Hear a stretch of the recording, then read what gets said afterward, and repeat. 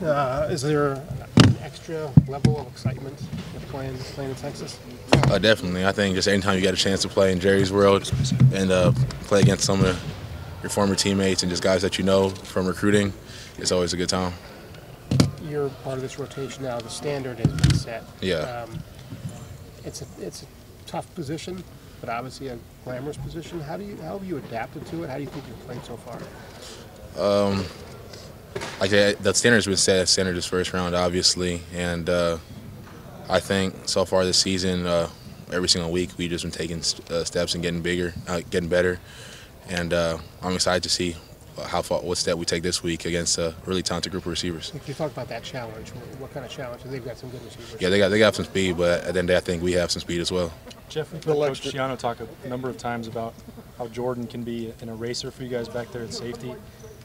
From a player's perspective, are you able to play with more confidence when you know he's back there? How does that affect you guys maybe in front of him? I think he definitely gives you confidence just because you have an experienced vet back there, captain, and just someone that he's played in a lot of big games. So just having him back there, you kind of have a sense of confidence. You guys feel that? You notice the difference when he's out there? Oh yeah, definitely. Do you get a little extra juice from playing in that venue you talked about? You guys have been there a few times. Oh yeah, because I played there obviously last year against USC, and on top of that, I played there twice in high school. So going there is always a fun time. Their quarterback Robinson, what are your impressions of him so far, both as a passer and a runner? Oh, Sean's one of my good friends. We went to DeSoto High School. We played him in football. I think he's a really elusive runner. He has a good arm. He can throw the ball really down the field, and I'm really excited to get a chance to talk some noise to him on the field. And you're going to be covering a lot of passes, obviously, but talk about running.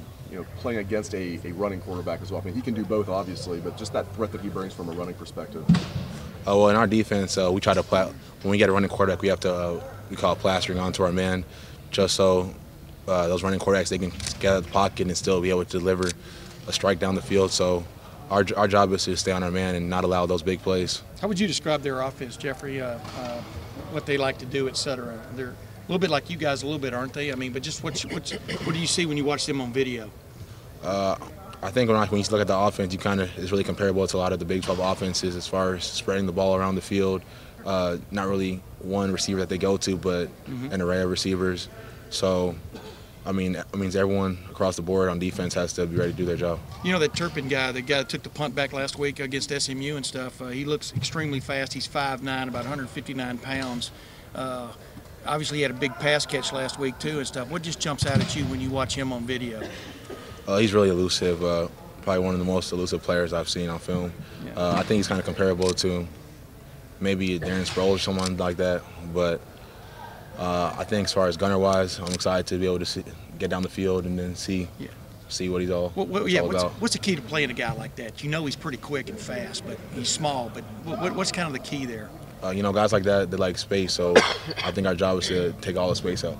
When you say you're going to bring the noise against Sean, do you mean that metaphorically, or are you going to trash talk him?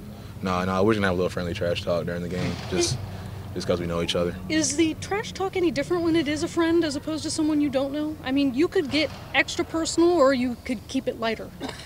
You know what I mean? Yeah, you could really dig the knife in deep if you wanted to, I imagine. Yeah, obviously when it's your boy, you never get too personal just because, at the end of the day, you still respect each other as players, as individuals. What's your record in those 3 games there? Do you know? 3 games, 1-2. But the one came in college, so it's all good.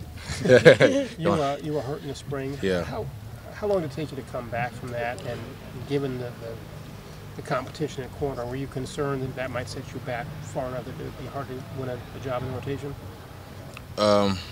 Not necessarily. When I hurt my shoulder, I knew that I had, in order to have a good season this year or to be able to compete, I'd have to get my shoulder repaired on. So, I sat down with Coach Mick and then the medical staff, and they let me know that would probably be the best decision to make.